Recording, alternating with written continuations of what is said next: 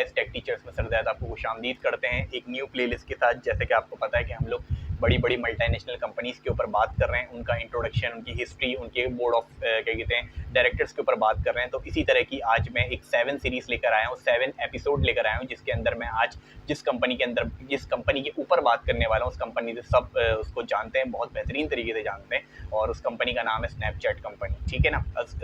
उस कंपनी का नाम मैं आपको बता देता हूँ। उस पूरी कंपनी का नाम है स्नैपचैट इनकॉर्पोरेशन कंपनी। अच्छा, ये भी अगर किसी को नहीं पता, मुझे लग रहा है शायद ये किसी को नहीं पता होगा, तो ये भी एक American multimedia instant messaging app company है। ठीक है। और इसको जिस बंदे ने, मतलब जिन लोगों ने क्रिएट किया था, सबसे पहले तो मैं उनके बारे में थोड़ा सा आपको बता देता हूँ। स्नैपचैट को जिन लोगों ने क्रिएट किया था वो फॉर्मर स्टूडेंट्स थे। और स्टूडेंट्स किसके थे? स्टैनफोर्ड यूनिवर्सिटी के। आपको पता है बहुत बड़ी यूनिवर्सिटी है और बहुत क्या कहते हैं, मतलब नाम है इस यूनिवर्सिटी का। फॉर्मर स्टूडेंट्स थे और 3 दोस्तों का ये ग्रुप था, जिनका आइडिया था कि हम लोग एक ऐसी मल्टीमीडिया ऐप डेवलप करते हैं जो इससे पहले कभी क्रिएट नहीं हुई हो।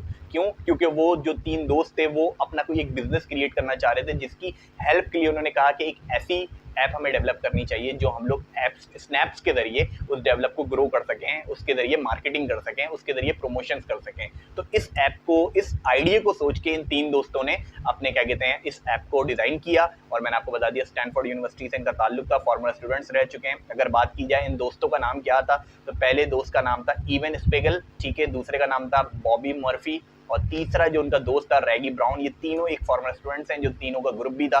ठीक है ना। अच्छा, अगर बात आगे की जाए कि इस यूनिवर्सिटी को, मतलब इस ऐप को सबसे पहले कब डिज़ाइन किया गया, तो इस ऐप को सबसे पहले डिज़ाइन किया गया था 2011 8 जुलाई के अंदर इसको डिज़ाइन किया गया था। और सबसे पहले इस एप्लीकेशन को डिज़ाइन किया गया था iOS ऑपरेटिंग सिस्टम के अंदर, और स्नैपचैट को एज अ पीकाबू नाम से स्टार्ट किया गया। तो ये सुन के भी शायद आपको हैरानी हुई, क्योंकि मुझे भी हैरानी हुई थी कि स्नैपचैट को जब 2011 में क्रिएट किया गया इस एप्लीकेशन को, तो 2 चीज़ें सुन के हैरानी हुई। एक चीज़ सुन के हैरानी हुई कि सबसे पहले इस ऐप को आईफोन के ऑपरेटिंग सिस्टम के अंदर लॉन्च किया गया, और दूसरी चीज़ सुन के जो मुझे हैरानी हुई वो ये हैरानी हुई कि स्नैपचैट को एज अ पीकाबू नाम से स्टार्ट किया गया था इन 3 दोस्तों ने।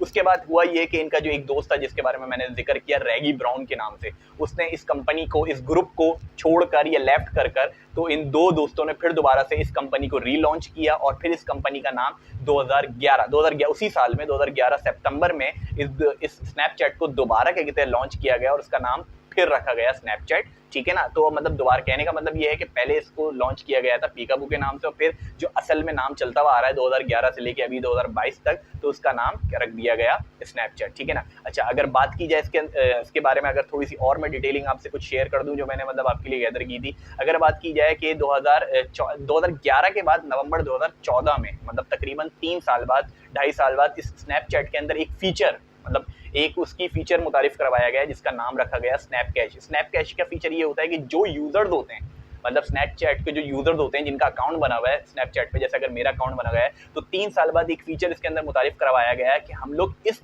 स्नैपचैट के जरिए हम लोग मनी को ट्रांसफर भी कर सकते हैं और रिसीव भी कर सकते हैं। तो अंदाजा लगा सकते हैं आप कि ये फीचर भी स्नैपचैट के अंदर मौजूद है, जो हमें नहीं पता। क्यों? क्योंकि हम लोग सिर्फ स्नैपचैट को इसलिए यूज़ कर रहे होते हैं कि स्ट्रीक्स वगैरह एक दूसरे को भेज सकते हैं, या फिर फिल्टर लगा के उसके अंदर हम लोग तस्वीरें ले सकते हैं। तो अंदाज़ा लगा सकते हैं आपके इसके अंदर एक सिस्टम, इस एप्लीकेशन के अंदर एक फीचर मौजूद है जिसका नाम है स्नैप कैश। और कहा जाता है ये जो पेमेंट सिस्टम है, इसके अंदर जो पेमेंट सिस्टम है वो काम कर रहा है स्क्वायर पावर के नाम से एक सिस्टम है, जो इस फीचर पे काम कर रहा है। इसके बिल्टन पे जो काम हुआ है वो काम करने वाला है स्क्वायर पावर के नाम से एक सिस्टम है, पेमेंट सिस्टम, जो इसको काम करवा रहा है।